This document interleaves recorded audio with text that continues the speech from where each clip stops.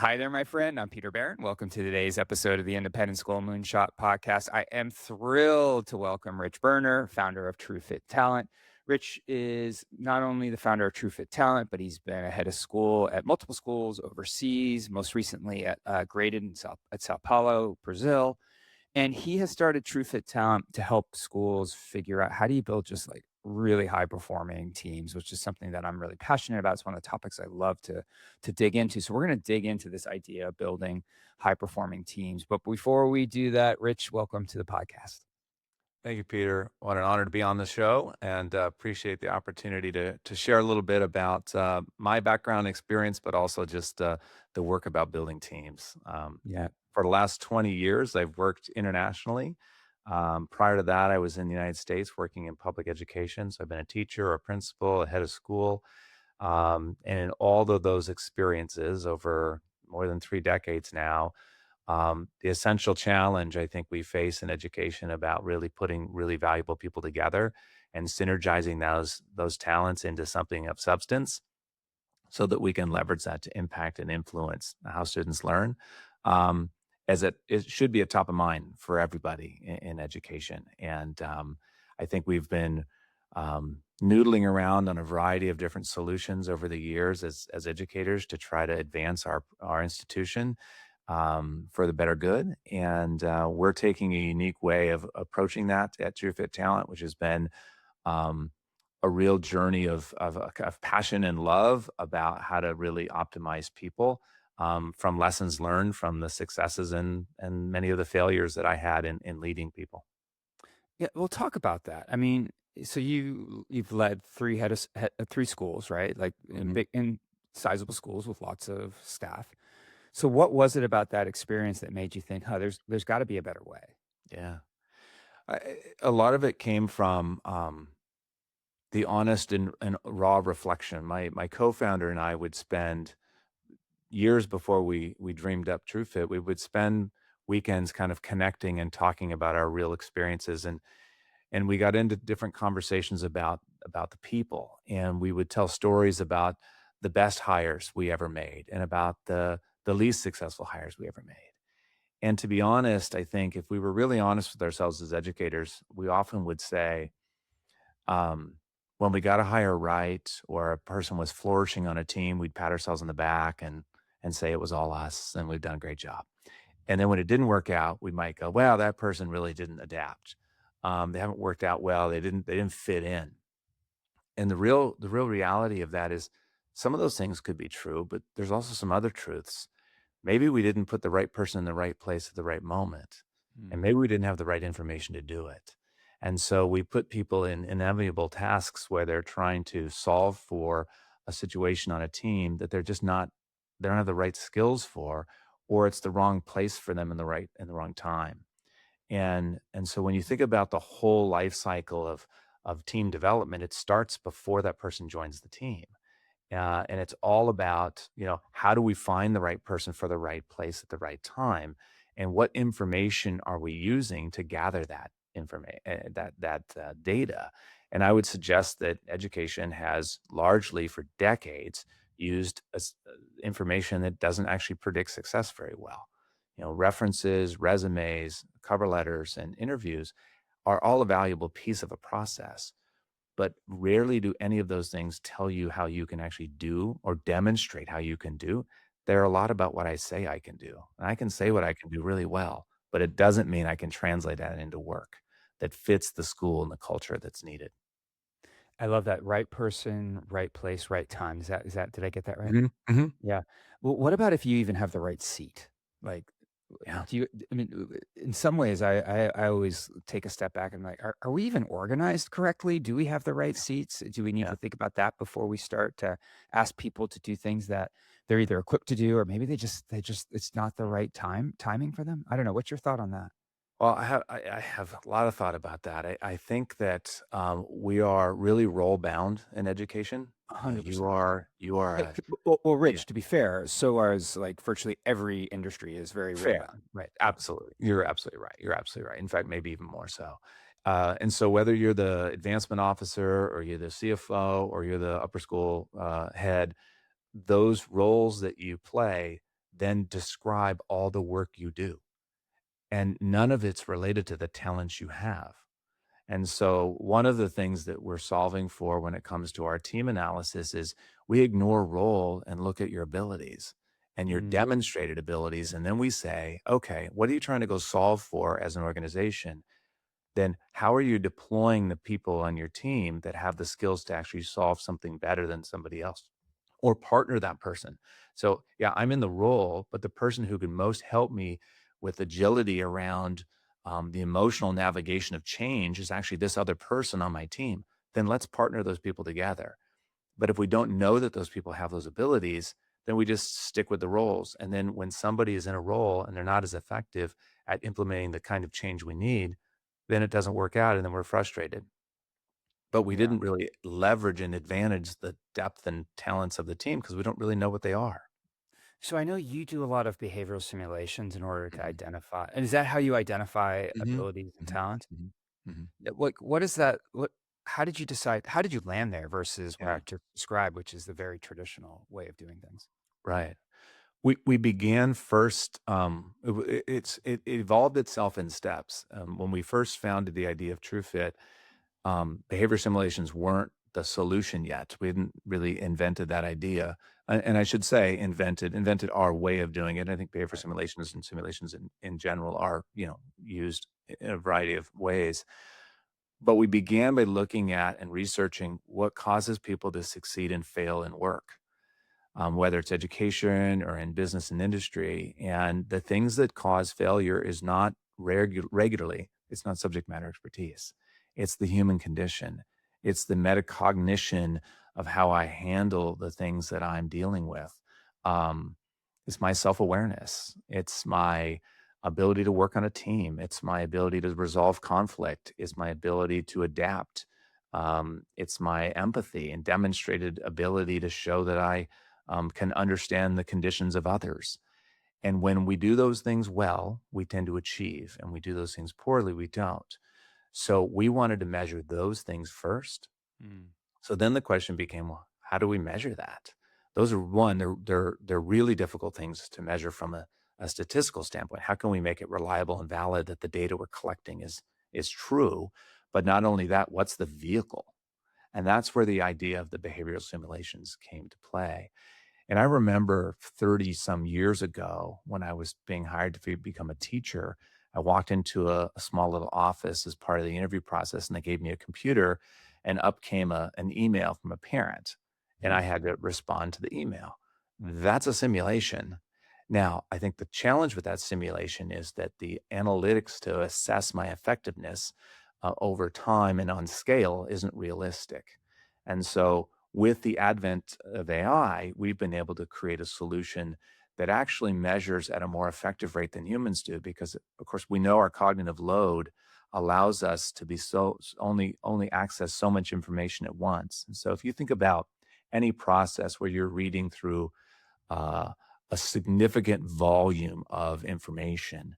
Information towards the end of that is going to be less received and recorded in our brain based on our working memory than things in the beginning. And so, the way we assess that information, we can assess holistically across every aspect of that simulated experience. yeah. So, we're really getting the depth and understanding of what somebody can actually do demonstrated in the things that they did right there in the real moment and under pressure, where they're in realistic situations that they're going to face in the job. So, how can I best assume you're going to do the job? Well, the best reason is hire you, or best way is hire you for 3 months and have you try it out. Well, that's not really realistic in education. So, what's the next best thing? Let's put them in the most realistic simulated experience we can. So I got a couple follow-up questions to that, but I'll start here. I mean, a little earlier in the interview, you talked about how, the traditional interviews, reference checks, like they're not always the best. I mean, they're part of the Mhm. process. They're not Yep. always the best indicators. Yep. Why do you think that is? Why is that? Well, I think so. I think bias plays a great role in all of this. So, in an interview, I've already made a decision by selecting the resume that I preference them. Right. And so, what I want the interview to do is confirm that I was right, not interrogate if, in fact, they're going to fit the right thing. And so, what we tend to hear is, um, confirmation bias to suggest that the things that we're hearing validate what I wanted to know. And then in addition to that, we're human beings by nature. And so we are naturally connected to stories that resonate in our life. They provide comfort for us. So that creates the problem of sameness, and doesn't allow for diversity of thought and diversity of kind of experience as much because I hear a story that resonates with something in my life. I naturally am attracted to that. And so that's like you hear interview committees, even ones that have practiced really good kind of fidelity to a process, at the end will say things like, "Oh, I really liked her. Isn't she great?" Um, those are great statements, but they're about a feeling. Yeah. They're not always about the evidence. And and then references, unfortunately, and the research bears this out. Um, safeguarding references and things like that are critically important. But other forms of kind of references about, how do you like this person? Um, I have been on too many ends of stories from former heads of schools around the world who have told me a certain thing about a candidate, and then when I've experienced that candidate, it's just not true. And we just have a hard time saying kind of the hard truths about other people, and we don't want to disadvantage them, and so we don't tell the full story of somebody's background, and then that information could have been really valuable to decide if they're the right fit. Not there if they're good or bad, but every unique school and every unique position has the right kind of, you know, fit to that. And I don't think that we do ourselves justice in that process. So I want to ask another question about the simulations themselves because Mm, like potentially I see two things here. One is the rising leader, the future leader who is never done the job but has had success in yeah, past roles and is going to jump into something new that they're not skilled at. Then you have the person who is skilled at it and has experience in that role. So are you turning the dials on the algorithm so that you can recognize that? So if I am the new leader who has not done the mhm, job, I'm not getting penalized because this other person maybe already experienced something in a simulation? right. So no, actually, we're allowing the simulation to really uncover and unearth potential. Interesting. And Cool. so we don't change the dial. We want it to be equitable and the same rigor and challenge for Yeah. everyone. What we find is that we equate, and I think reasonably, but I think we miss this sometimes. We equate experience with quality. Mm, And more of something is more. The question is, did it make you better at the decisions you make, at the actions that you take? And so sometimes we say, well, you must have 5 years minimum experience, or we would prefer this candidate because they've been in that role a long time. Now, there's some truth to the fact that if I survived in a role a long time, I probably did learn a lot of things. But let's interrogate that. Let's actually really understand if that's true. And also, if I haven't been in the role, but I've had experiences in my own role that I can translate and transfer into something else, yeah. we want to unearth that. And inevitably, and I've been in search processes with schools that say, we will not consider anybody that hasn't been already in the seat. We're hiring an upper school principal. They have to be an upper school principal. And, we make this argument in all other industries. Every lawyer tries their first case. Every surgeon has their first surgery. Every pilot flies their first plane. And so I think it's myopic in our thinking to think that that's the only way we can find talent. And in fact, I think we're undermining ourselves to see what potential can look like. And so we try to remove that fear of risk that a school might be thinking, I'm going to take an untapped piece of talent. No, let's actually show them the evidence that they can provide. And we've had multiple occasions where when schools hired us to do searches with them, they ended up hiring the person that didn't actually have the seat experience because they performed the best in the simulation because they actually got to demonstrate the ability that their resume never would allow them to get to. And Oh, they would that's have been interesting. filtered out in the beginning. Yeah, that's really Yeah. interesting. And, we're sitting here recording this middle of July. It's, there are lots of new heads of school who just Yeah. a couple weeks ago took their took the job, first days on campus. And so I'm wondering from, from that perspective, they're heading in to an environment where they've got a team and they don't even know anybody. Like for the most Yeah. part, maybe that's not always the case, but there's a Mhm. lot of newness there. What could typically go wrong in that environment? And, Yeah. I imagine that data would be helpful, but I'm curious, Yeah. walk me through Right. that.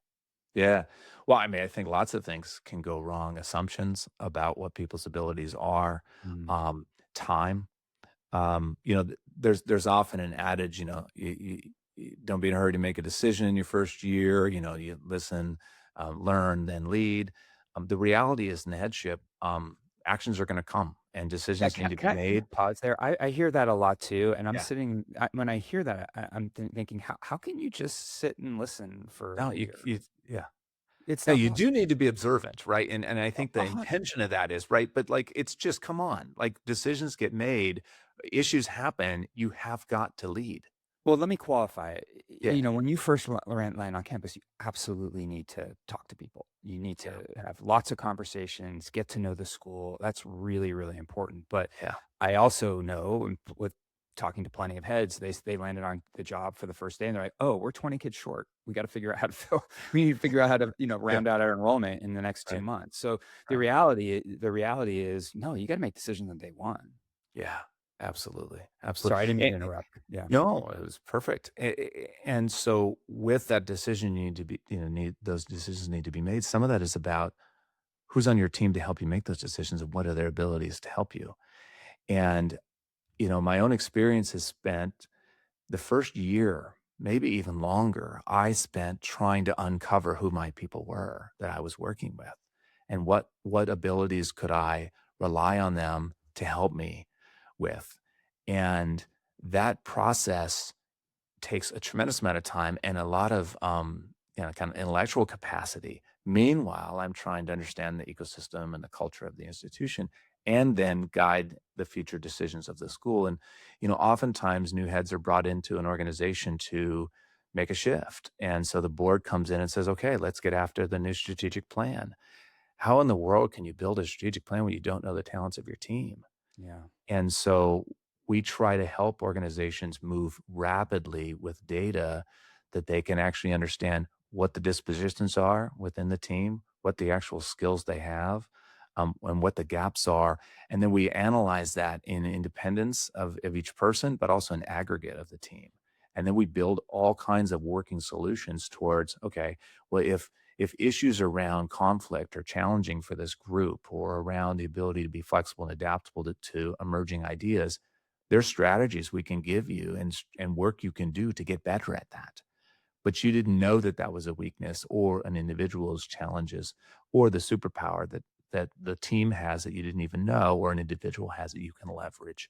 Those gains and advantages as a head to know your people fast and quickly and reliably advantage everybody in the system. It also allows the team to feel comfortable that they've been able to demonstrate what they can do to their head of school. Because of course, then there's, we all know there's the, good intention jockeying of a new head's in town.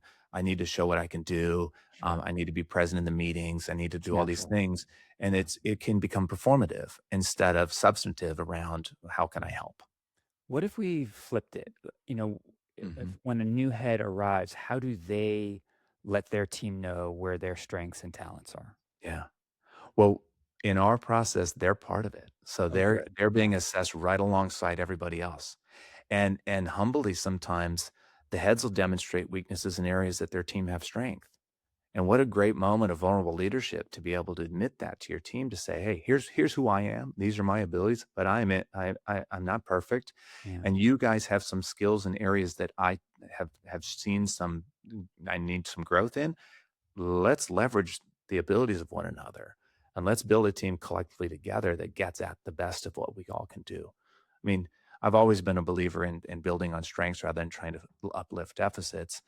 We can do a little bit of both, but the reality is when we leverage those strengths as advantages and do that collectively across a team, we're going to advance ourselves a lot more further than if we just sit here and we're going to work on those weaknesses You're gonna forever. deploy talent in a totally different way, right? Completely. You're gonna the choices you make, the initiatives that you sign up for, when you bring a when you you manage a process internally versus maybe bringing in a consultant to help so that you're Mhm. not spending time spinning wheels. Like, it makes Right. a lot of sense to me. Yeah.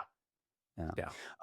I know, Rich, a lot of your experience has come overseas. Mm, Um, so you've got deep expertise, with international schools, but now you're sure. starting to build relationships here in the US working with Yeah. independent schools.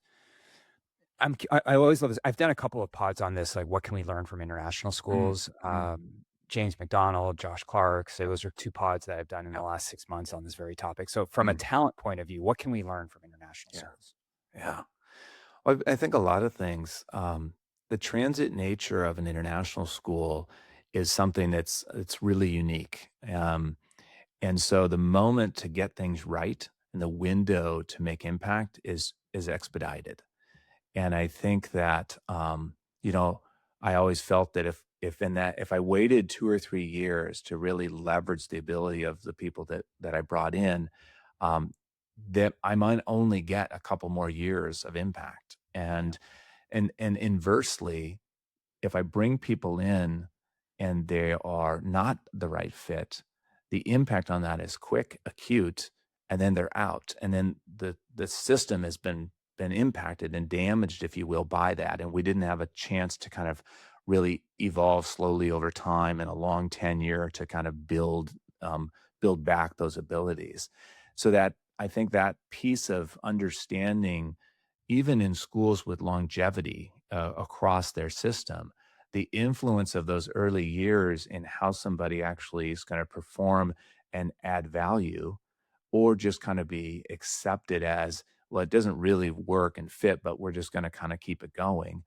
um, we need to look at ourselves differently about that. And, if we can make better decisions at the front end, great. But we also need to use evidence and information along the way to acknowledge to one another that this is the right place and the right fit at the right time, or it's not. And then how do we go about that evolution of change that comes with that? So I think that, for me, um, the, the international space, in addition to kind of that fit piece, is really complex in that I would hire people often in October or November for a start in July. And so we're making assumptions and bets on a feeling and a limited bit of information we have about them, the background that they share and the performance that they give in an interview, that's the person that's really going to lead our institution a year later, or teach in our system. Um, that's a big bet. And I think that, we could learn a lot about how do we really analyze and understand what somebody's true abilities are when we're making such a significant decision. I mean, when we spoke before the interview, we talked about how simulations can uncover empathy, self Mhm. awareness. But what if there's a head who's listening to this right now and they're like, I don't know if I buy into this? What Yeah. would you say to that person? Well, it's not just our idea that we believe this works. The research supports that this works. Real world behavioral simulations, work based examples have the greatest effect size towards predicting performance in a job. And that's our whole platform's belief. And what we're here to do is bring richer evidence to a process so that you actually have more confidence and evidence that they're going to perform well. The whole goal is, let's not have the turnover. Let's get people into the right spot, the right moment, and then they can thrive and last. And the research over and over and over again shows that things like resumes and cover letters, which by the way now are almost exclusively touched in some influenced way by AI. Um, and of course, AI, people who use AI to assess resumes, well, That's scary, right? When AI reads AI, it has a two-thirds greater chance of it liking it because it's its own work. And so Totally. you're going to get false positives to suggest that that resume is really great. We see resumes all looking a lot the same. We don't have an increase in quality problem. We have an increase in sameness problem with resumes, and so that's less of an indicator. And even so, its effect is about a fourth of what it is when you put people in simulated experiences. So that's why we dove into that solution, because the evidence was there. When you couple that with a really well planned, structured interview, the double effect of that impact on predictive success in a job is significant. Uh, do you like what's the value of continuing with simulations after somebody is already working at your school? Like, do you envision that this would be a regular cadence? Every 6 months you're running simulations. I don't know. And the reason I ask that is like I'm Yeah, thinking about the aviation industry. right. Yeah, Pilots are running simulations, multiple constantly. times a year. Flight attendants are running simulations multiple times a year. I mean, here I live in Seattle, Alaska Airlines, which is the airline I fly, probably the airline Yeah. you fly too. Yep. Um, run had just opened a massive training center Yeah. because it's that's why airline safety is what it is because they're Right. constantly running through scenarios. So how what can we learn from that? I guess. Yeah. It, I use that analogy a lot. Um, difficult air, difficult, runways and tricky situations need practice. Um, difficult conversations with parents, stressful situations with colleagues, um, helping kids navigate really complex situations need practice. And all too often, we bring educators into our system, and we believe they have all the background and skills already, and then we say, "Good luck, go get them," and then things happen, and we should be practicing. Imagine if for every teacher before they're going to start a parent teacher conference could simulate an experience, maybe a couple different versions of ones, or they could pick a version that fit what they were most concerned about might go wrong. And they got to practice that in a safe space and then get immediate feedback about how they did and what strategies they could deploy that would actually diffuse or accelerate the confidence of a parent even better. We can do that easily. So we see the opportunity for this widespread, and even beyond teaching and leading. Imagine the ability to practice varying different ways of letting families know that they didn't get admitted to your school, or IT departments and how they provide customer service and support to faculty when when they're having a breakdown in their classroom and they can't really get support when they need it. There's all kinds of ways in which those, the human element of education is essential, and our ability to navigate those things more deftly and provide a richer solution to people is hugely valuable, and it adds confidence to our community that we listen, care, and are aware of the needs that they have. And so, yeah, we see all kinds of opportunity for that in the onboarding process with new faculty to a community, and the ongoing training that can happen. I mean, just think about practicing on the playing field, right? You're running Yeah, simulations every single practice in order to, you're going to encounter some weird stuff, in competition. You yeah, want to be prepared for it. that's right. Yeah. Yeah. Rich Boerner, founder of TrueFit Talent. If somebody wants to reach out, what's the best way for them to do that? So they can reach me directly at rich@truefittalent.com and email me. I'd be happy to connect. You can visit us at our website, truefittalent.com, and look at our information there. If you want to try out our experience and go and have a moment inside a behavioral simulation, we have a free demo right on our website, and you can go there, click it, experience it. You'll meet a hostile parent that's frustrated with their child that isn't performing well in math, and they have all kinds of expectations of what you might do. You'll be taking the seat of a principal, and try it out and experience what that can feel like to be able to go through that situation and demonstrate how you might solve it. I love Um, the meta nature of that. You're like, yeah, "Hey, go run a simulation before you work with us to run simulations," right? yeah, yeah. There's something to that. That's great. I love it. So, Rich, thanks again. I really do appreciate it. And for those of you who are part of Moonshot Lab, hang tight. We're about to have the extended version of the interview. But again, Rich, thank you. I do appreciate it. What a pleasure, Peter. Thank you so much for the opportunity, and look forward to staying connected to more.